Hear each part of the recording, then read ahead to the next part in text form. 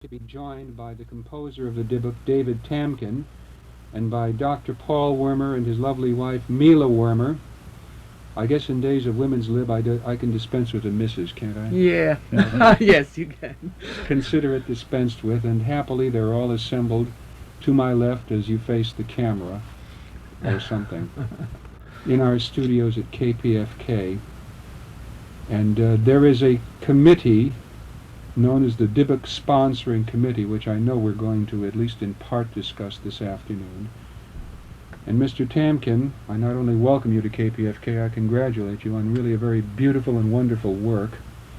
And I want to congratulate my Wermers as well for their fine supportive work. And with enough words out of me, I think our audience is used to that. Can I turn the stage over perhaps initially to Milah Wermer to discuss the nature of the Dybbuk Sponsoring Committee and its purpose and function? Thank you very much. I'll make it brief. It was simply the idea of Louis Kaufman, who knew the music well, who was an old friend of Mr. Tamkin's. He was ill at the time in the hospital. He kept thinking of something that would restore his spirits, and he said, "This is what I'd like to do." And so he got a group of us together. We played the record. We all fell in love with the music, and we set up this committee called the Dybbuk Sponsoring Committee. We cleared the union rights. This took quite a while. Boozy and Hawks had the material, and we were able to work with the union to have it produced as a non-commercial record and simply raise the money in the hope, and a very strong hope, that it will be revived and probably done not only in California but in many parts of the world. The people that really worked very hard to make the opera come alive again, in terms of hearing it on the radio as it's been played all over the United States and in parts of Europe. Mr. and Mrs. Louis Kaufman, Mr. and Mrs. Irving Stone, and Miklos Roja, who is the honorary chairman. My part was simply that I was able to have the facility to send it to every opera company in the United States, every opera workshop, every university, every library of music, every possible opera company in Europe and Australia. And we have had wonderful letters from various parts of the world saying how thrilled they were to have this magnificent opera, and with a hope that they could revive it and have it redone. And we're hoping that this will come true. And that's all I'd like to say. But that's not all you're going to get away with saying. Mr. Tamkin. Yes, sir. You were listening to the opera on our facilities this afternoon. And here it is, 23 years almost to the off the top of your head observations about the work, its status operatically, your hopes for it, and perhaps even comments on the recording and the performance. Well, that'll be quite a good deal to say. First of all, I must thank, from the bottom of my heart, the Dybbuk Sponsoring Committee, Dr. Roja, and Milah, and the doctor, and above all, Louis and Annette Kaufman, for the magnificent project that they actually helped put together. And I must also confess the magnificent recording that was made with the gentleman's, what was his name, Milah? The Phoenix recording. That's true. Other than that, I must confess this work still gives me a thrill listening to it after all these years. It was well done. I think the cast was magnificent, and the premiere itself went off extremely well. And the amazing thing is, with all these fresh young singers, it was such a new object to them due to the fact that we use quite a good deal of the spoken word. Like for example, in the third act of Rabbi Azrael, I remember some of the critics said that Tamkin had lost his power of music because I resorted to the dramatic approach only, without only having low E flat bass throughout the complete third act. So the dramatic impact could take place. Music, I was afraid, would cover up the complete story. But it gives me great feeling, and I'm extremely grateful to the fact that the opera should or could be done in the very near future. Naturally, as you probably know, opera takes money. We're in a certain condition now that we have to wait and see what develops. As I had to wait 20 years for the Dybbuk to be done. I find, in talking to people who are really well acquainted with operatic production, operatic performance, and operatic problems, that one consideration seems to be really unfortunately paramount among all considerations. And the common denominator. The commonest of common denominators, the great God Green. And when it isn't there, good luck. All kinds of worthy projects, I'm afraid, go a-begging in the process. Dr. Wermer, I know you're close to USC. I'm going to ask you a loaded question, but you know me well enough to know that I don't shrink from them. Is there a chance, is there a prayer that the opera department at USC, which is so newly restored and renovated, might consider the Dybbuk as an undertaking in hopefully the near future?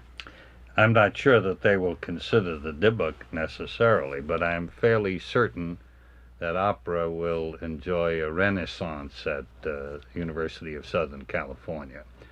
And that to me is a triumph, because to see this great hiatus of 4 or 5 years since the last great productions at USC, and to be the president of the Friends of Music this year and not have opera there would make me feel as though we had failed in our mission.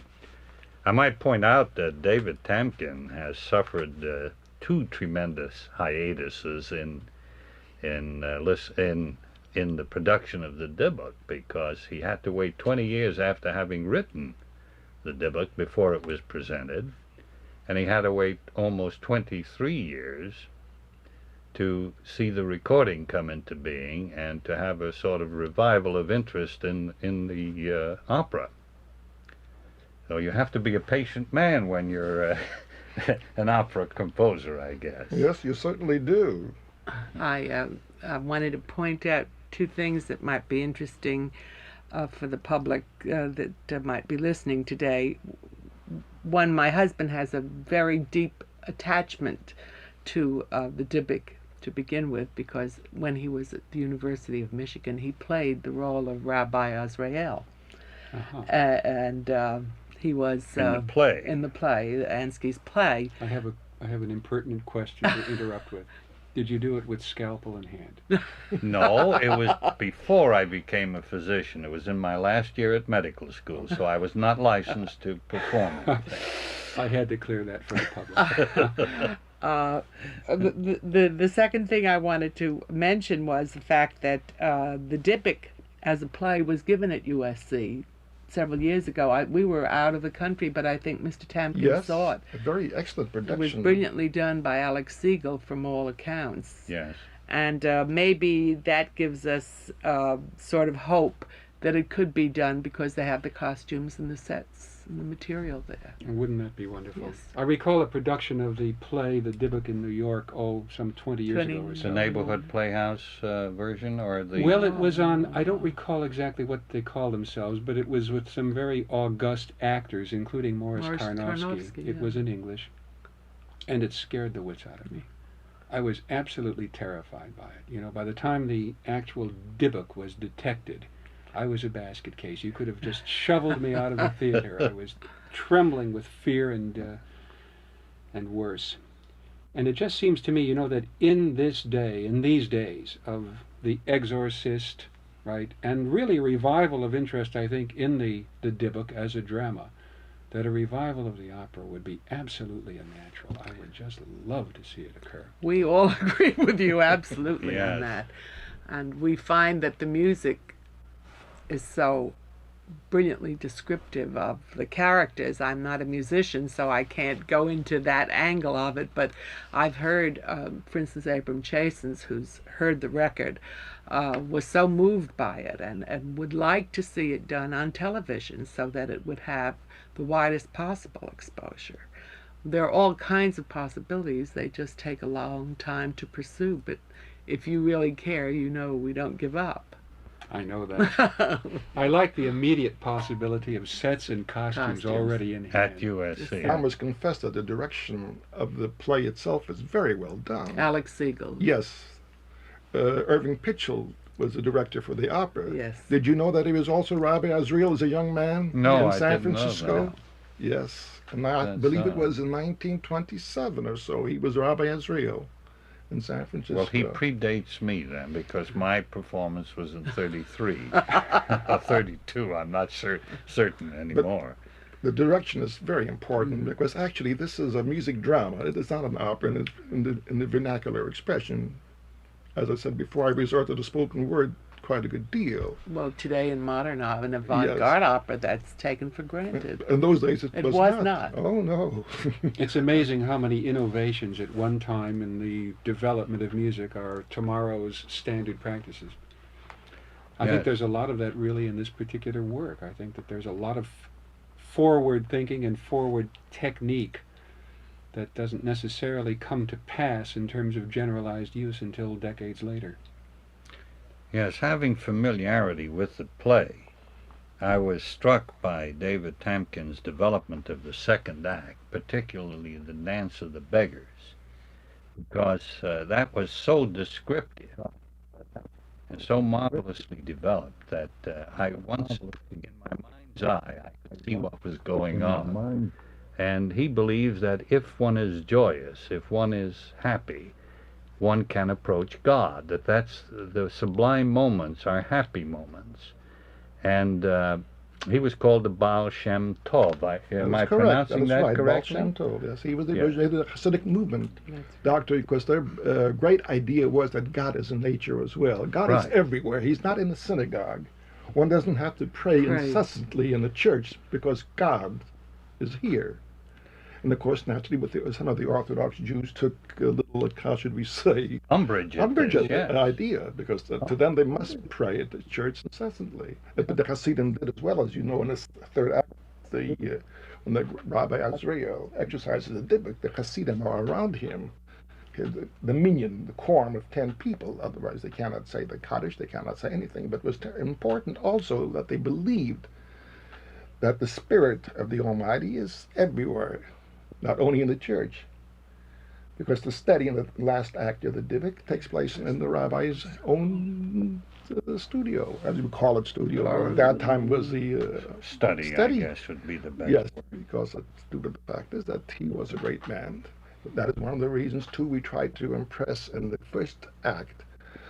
We called it antecedent material, the stories of the great rabbis and all the miracle works that they performed, so to set that up for the third act.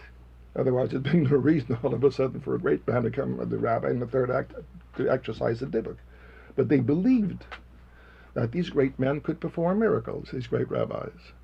They also believed that there were two worlds. The spirit world was going on and living a life of its own, and the real world as we see it. Well, that's a Hasidistic. Yes, That is true. Yes, and that they could enter, if they were evil, evil people might enter as souls of the beasts, and then if they were in the problems like the Dybbuk, they could enter into the soul of another human, or into the body of another human being and take it over. So with these beliefs, you can understand the background then of the Dybbuk, I think, a little bit better.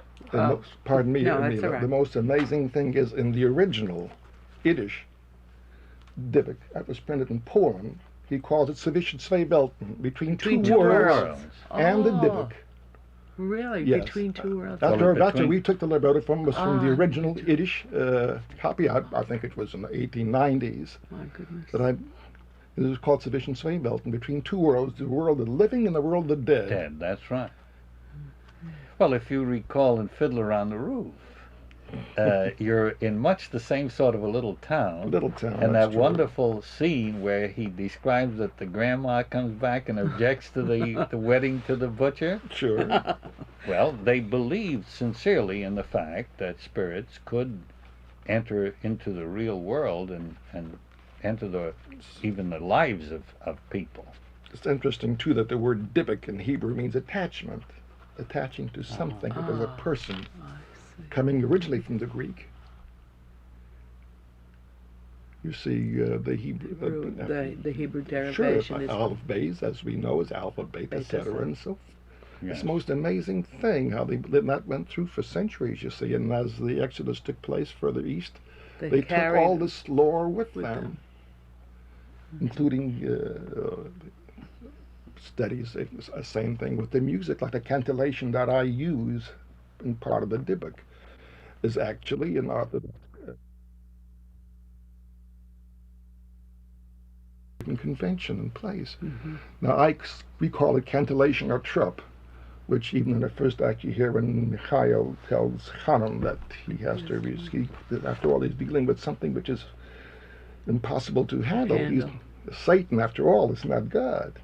And then he chants, and that chant is actually a cantillation taken from the biblical sources. And they actually have their own notation. But every different type of Exodus that happened through the ages and through the years had a different melodic line. Although the notation is the same in the Torah and the Bible, etc., yet each person, depending where he came from, would use the actual musical content that he was born to or listen to. Like the Israeli songs in the beginning, where most of them were half Romanian tunes. That was not Gypsy, Israeli music, yeah. of course. I remember the first time we heard the tape, which is really Voice of America tape, which is really almost 3 years ago, when the Kaufmans wanted us to hear it. There were about 40 or 50 people at their home, their beautiful home, and their generous and warm hospitality is always most inviting. They had as one of the guests Nicholas Lonominski, and he sat and read the whole score. Do you remember that? Yes, I certainly do. While the record was being played, or the tape, which was not very good at the time. And I remember how terribly impressed he was by the quality and the beauty of the music. And he sat there. I see this. This is most interesting. I'm looking at the original Dybbuk that was printed in this country in the 1920s, I believe. Right. The doctor brought it with him. It's a copy of the play with the Henry Alsberg translation, and towards the end of the book, they use a theme that they use for the neighborhood house players. Now, this is not actually a Jewish theme. It's actually a quasi-Polish theme with a little bit of Jewish in it. It's in G minor, but it's a nice little tune, but it's actually not Israeli or Jewish music at its sort. It's a takeoff word that, particularly if Ansky living in Poland, will have a little influx of that quality in the tune, but still has a certain Hasidic quality. In other words, the theme itself is free. It never stays, only the subject is announced once. Well, I think it's very interesting that they even published the music in this book, making you have the feeling that certainly they felt the music was essentially part of the play. Paul had taken and looked at an excerpt in the introduction to this particular edition, which describes the second act of the Dancer of the Beggars, which was so brilliantly evoked by the music. And when you hear it and then read this description, do you have it in front of you, Paul? It's by Gilbert Gabriel, and he says at this point, the Dance of the Beggars at the wedding festivities in the second act, how can the curt commands of the play proper summon up to you, unless you have seen it and need only to be reminded, the strident, tortuous strangeness of this milling of flapping rags and scabby shanks? These pinched, grisly faces of the poor are almost death heads, militant among the sleek living. Their dance is a rattle of dry bones, their bicker a howl of furies which sweeps the senses clear for that horrible, mad-minded incident so soon to come, the entrance of the Dybbuk of Hanan into the body of the bride. And if your listeners can recall the music of the second act, I think that this brilliant description by Mr. Gabriel really gives you the full meaning and portent of that second act. Incidentally, just for the record, I thought that we could really do the opera no better service than at some time between now and 5 o'clock to play an extended excerpt from it, to replay it. And as we were talking, it would seem to me that our conversation was gearing really more to the second act, which in a way pleases me conceptually, than to perhaps any other act of the opera. It isn't the beginning, and it isn't the end.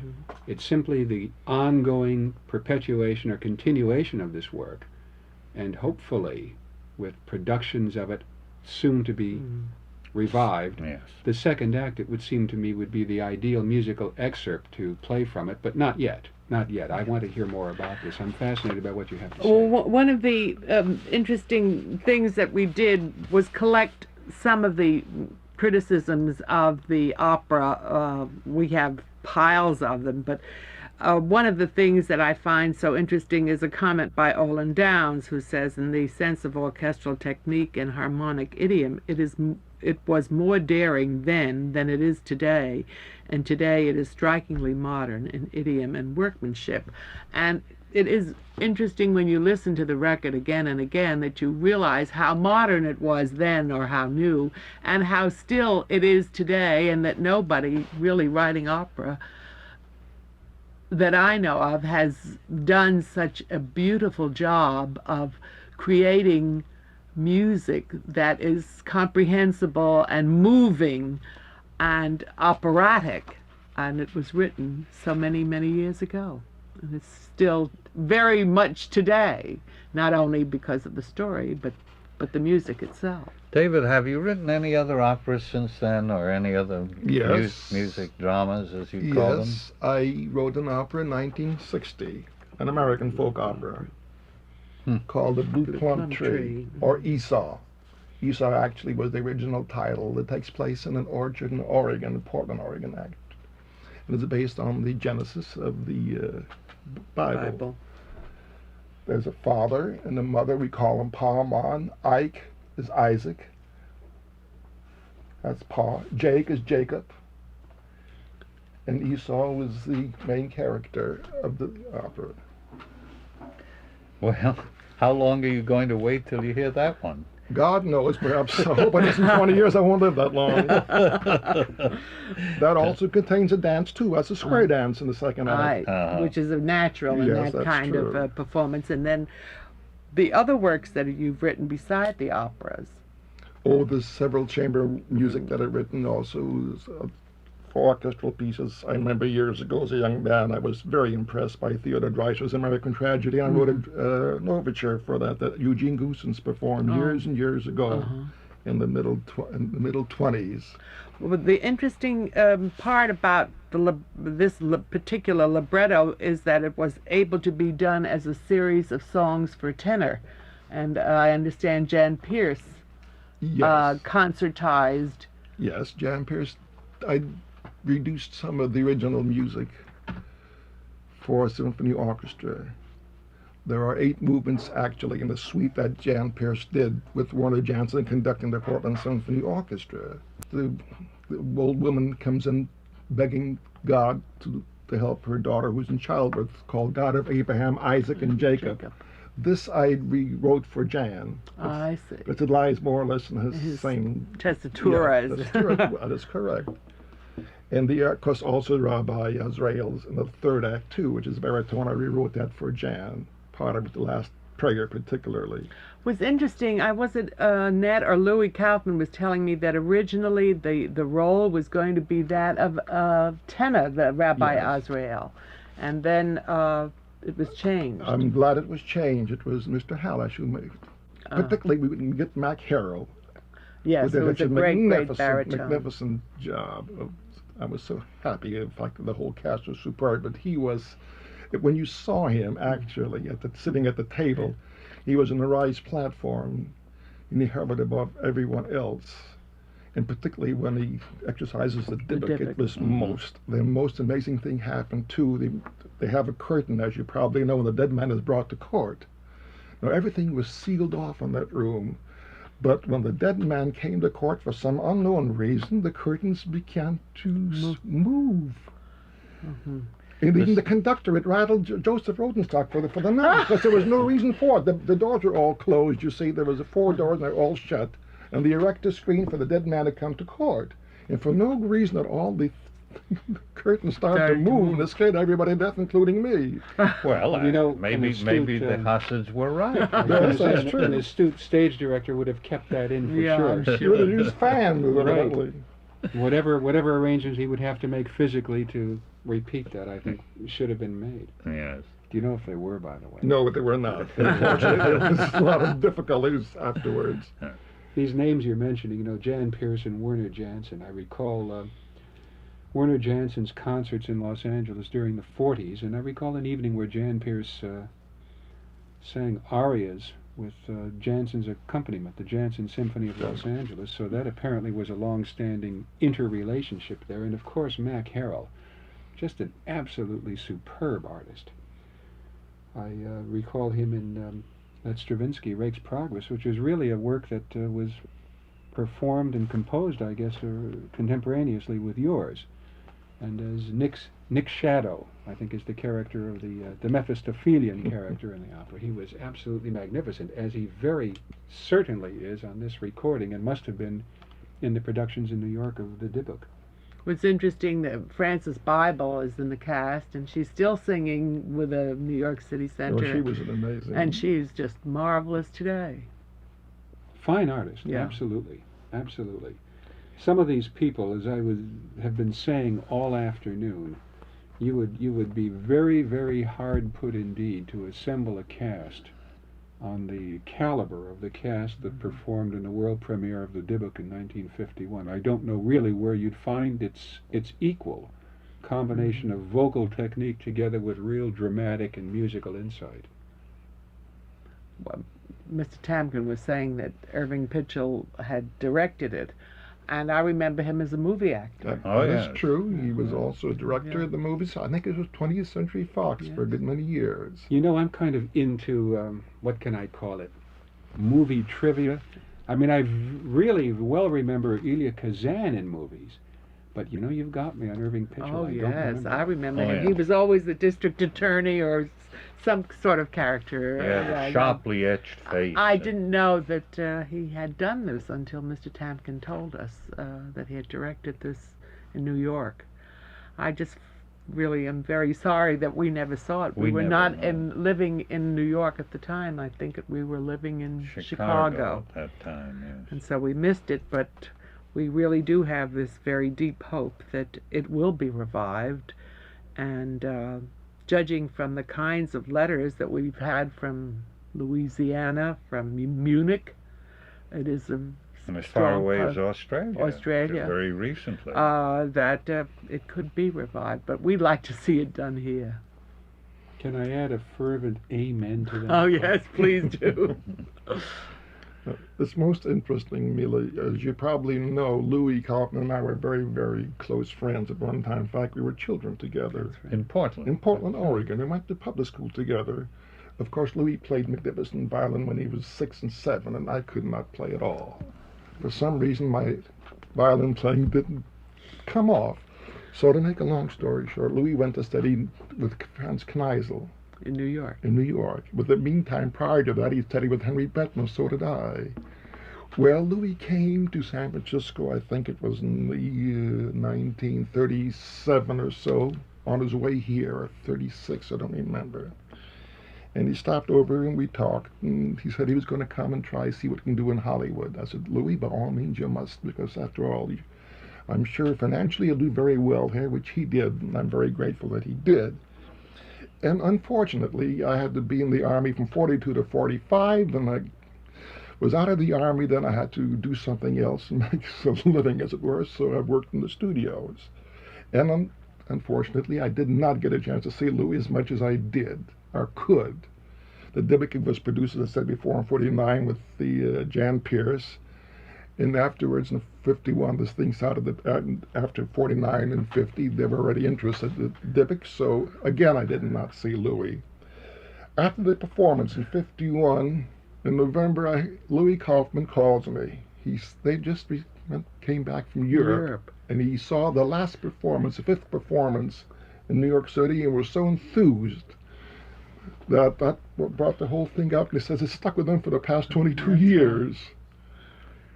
Of course, Louis has been influential in bringing a lot of music back from the lost portions of learning, and we love them both, and that is a fit counterpart for Louis.